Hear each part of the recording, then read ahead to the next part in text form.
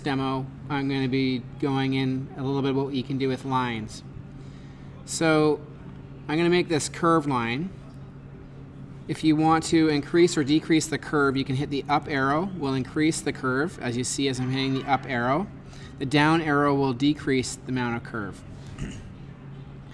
I'm going to throw an 8-point or a 14-point width on the stroke there.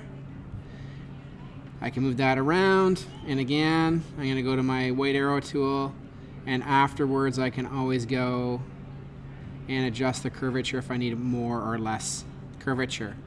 Another quick reminder, with the pen tool, I can add, oops, that happens, you gotta be directly on the path. I can add anchor points and also change those anchor points as I need to. And let's say if I was going and making another line segment like this, and this line was up here, and I wanted this point and this point to connect. I'm going to hit the zoom. I hit the Z for zoom.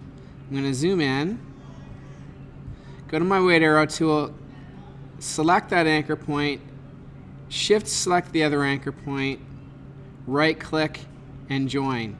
And then you can see that's how you join 2 points in space. More fun that you can have playing around with lines and seeing what you can do is you can go up here into effect. You can try stylize. You can try using the scribble. With all of the effects in Illustrator, you always have to hit preview, and then you can change the width, you can change the curvature. You could go around and start having some fun with that and hit OK. The other thing you might want to do is, you see the difference between a stroke and a shape. I'm struggling to find the shapes here. So here's my shapes area. So if I make a shape, you can see the shape. If I unselect stroke. The big difference between a stroke, like this one here, is here's the path in the middle of the stroke. The path on the shape is on the outside. So there's only so much you can do if you want to modify the outside of this. So if you were like, how do I change a stroke into a shape so that you can modify the outline, you want to go up to Object, Path, Outline Stroke. And now your stroke is outlined. So you can see that now it has the path on the outside. Now this is not the exact outside because I have the effect on here.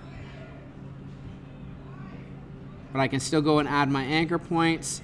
And now one side is independent of the other side. I will review that one more time quickly. Make an independent stroke here. I'm going to select that. Make sure I'll pick blue this time. Pick a width of 20.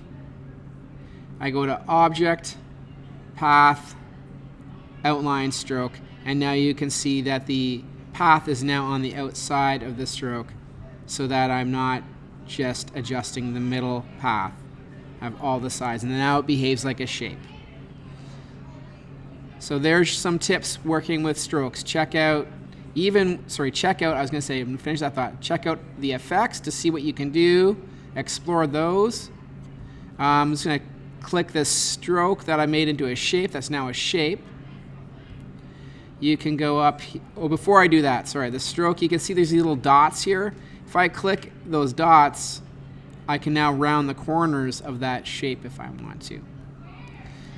So I'm going to select this, Effect. Let's go to Warp. Remember, you have to preview, and you can see there's different warp options and different things you can do to change the look and dynamic things of your strokes and shapes. So a few tips and tricks for you.